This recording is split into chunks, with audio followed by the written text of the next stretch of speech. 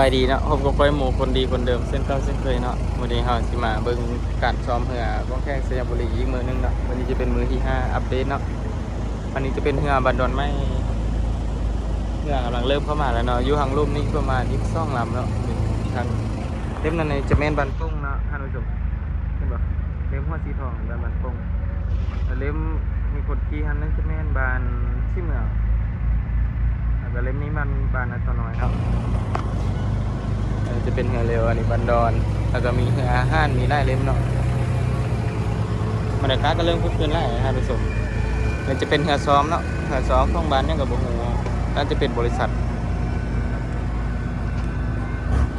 มาเบิ่งกันเนาะว่าการอัปเดตมันนี้สิมีอย่างไรฟ้าข้างค่ะ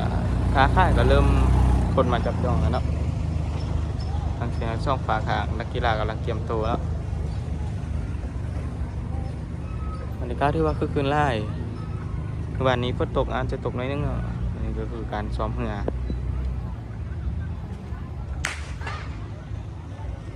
กำลังเริ่มพายขึ้นมาแล้วเนาะเป็นมหาวิทยาลัยอันนี้บันดอนห้องงามไรเนาะอันนี้เอกลักษณ์ของหัวเส้นแข้งเซบุรีห้องเหือแข้งเซบุรี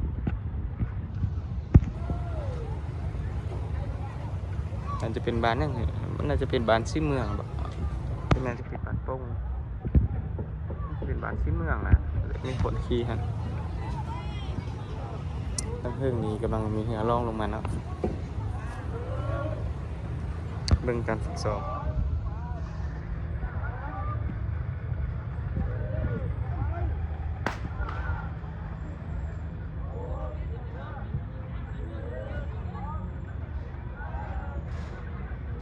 ก็คือว่าโอเคได้นะวันนี้จะเป็นมือวันที่5ช่องเหือแทมือผู้ใส่จะเป็นมือวันที่8นะจะอีก3มือวันที่7จะเป็นมือแข้งเหือผู้หญิงละ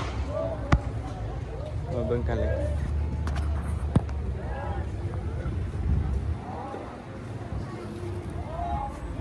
ผมมีเหือล่องลงมานะปกติเมื่อกี้มีคนเหือล่องลงมาบอกได้สีย่างไปเบิ้งเหือทางลมดีกว่า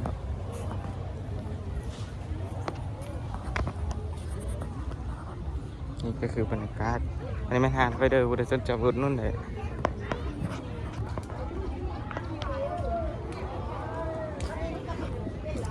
นี่แค่จอฝักทาง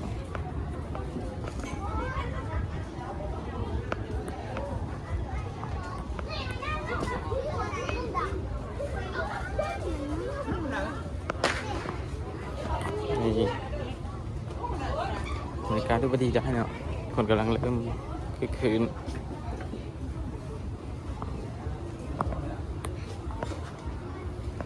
มันจะมีเหือลำนึงเนาะ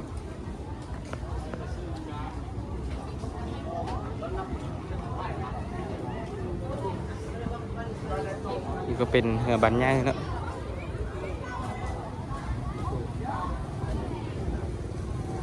เนี่ยข้างเหือ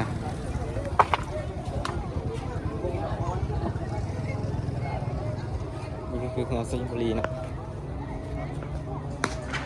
อันนี้บานใหญ่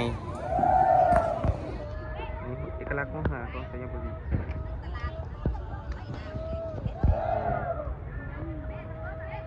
ก็จะกำลังเริ่มช่วง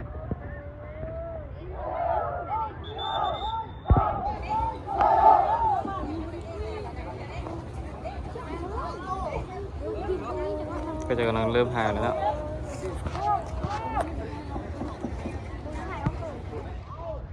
จะกำลังสิออกโตเหือดีเหือดังแล้วเริ่มนี้เหือดัง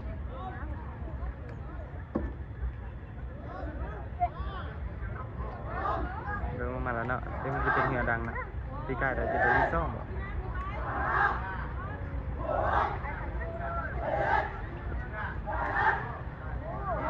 ชื่อว่าใบเนี่ยชื่อว่าใบได้จะเป็นเหือบันนั่งเนาะสีผ่าย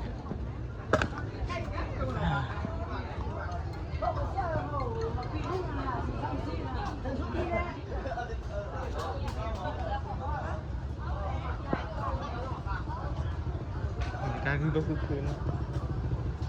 มื่อนี้มีงานมาอะไร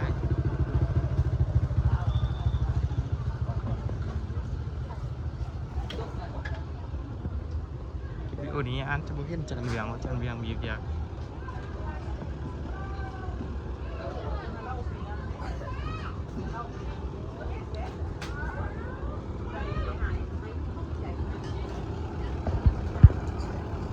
วิดีโอนี้พอจบเพียงพอนี้ไปก่อนฮะ